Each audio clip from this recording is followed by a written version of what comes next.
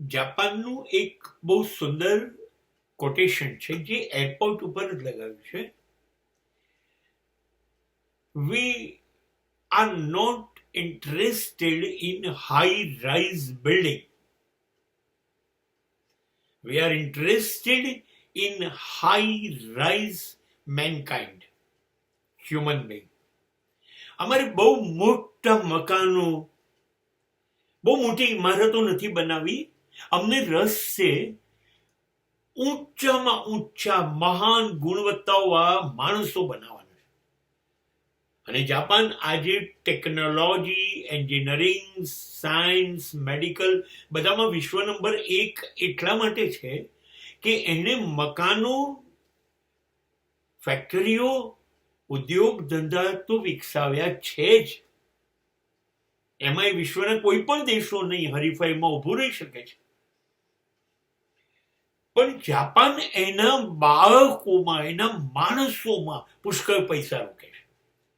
માણસોમાં અને બાળકોમાં પૈસા રોકવાના એટલે શું?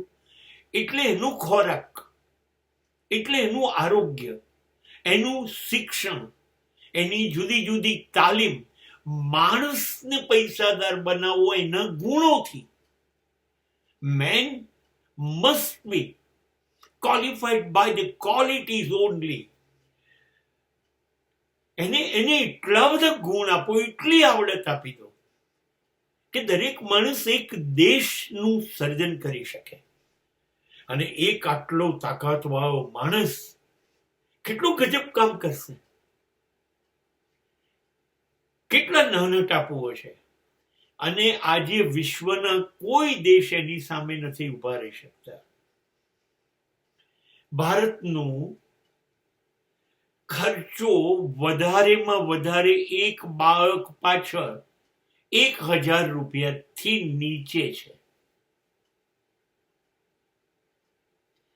અને જાપાન એક બાળક પાછળ વર્ષે 4.5 લાખ રૂપિયા ખર્ચે છે. અને એ 2.5 વર્ષનું હોય ત્યારથી શરૂ થાય છે.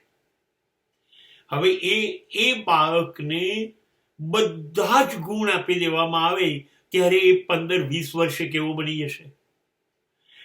તો એ દેશ કરે છે. અને એટલું જ ધ્યાન મા બાપ રાખે છે. મા બાપ પોતાના પૈસામાંથી સૌથી વધુ હિસ્સો પોતાના દીકરા દીકરીઓને વિકસાવવામાં વાપરે છે. સૌથી વધુ. એવું કહેવાતું તું 65% હિસ્સો પોતાની આવકનો બાળકો પાછળ મા બાપ વાપરે છે. આ કહેવાય માનવ મૂડી રોકાણ. જેમ આપણે આપની આવનારી પેઢીમાં વધુ રોકાણ કરીશું, ખોરાક, શિક્ષણ, દવાઓ, એક્સરસાઇઝ, તાલીમ, એ પ્રમાણે આપણા દેશનો વિકાસ આકાશને અડી જતા વાર નહીં લાગે.